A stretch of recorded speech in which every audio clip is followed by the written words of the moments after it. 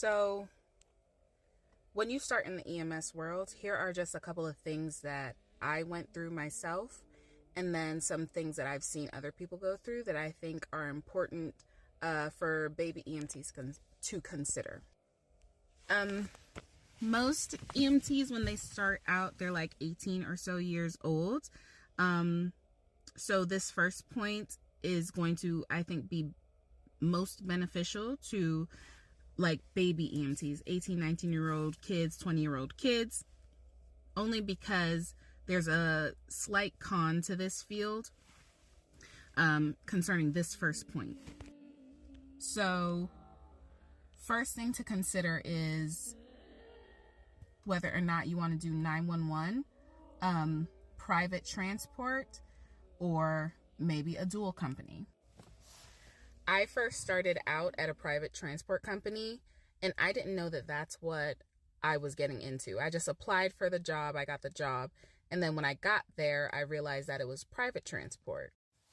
Private transport is a field in which you do facility to facility transport. So you can take a patient from the hospital, take them to a nursing home, or you could take a patient from the hospital, take them to their own residence.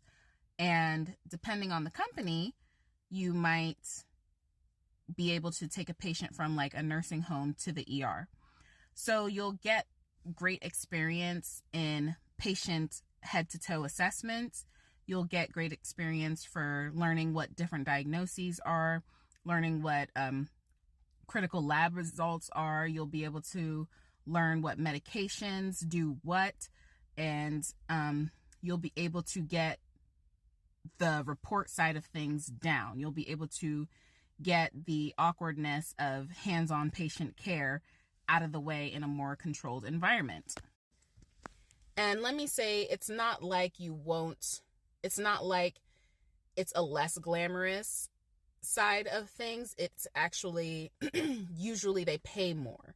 So when you're younger and you start off in EMS, you're going to be able to get more money so that once you do the 911 side, you already have a cushion that you can move out, get yourself a little apartment and stuff like that, and you're funded. And on top of that, you're going to excel when it comes to patient care because the 911 side of things won't be so awkward when a patient is demanding and in need of serious help.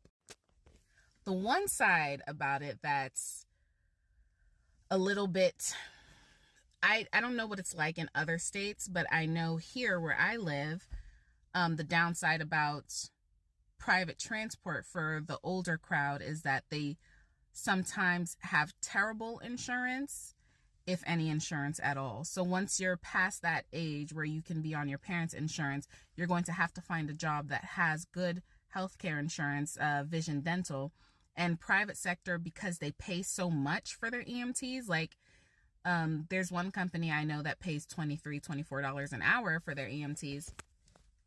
Baby EMTs, it don't matter whether or not you have experience or whatever, but because they pay so much for their EMTs, they don't usually end up buying them insurance. So it depends. There are good companies out there where they're private transport companies, and on top of that, they have insurance, but just for the older baby EMTs, that's something to consider.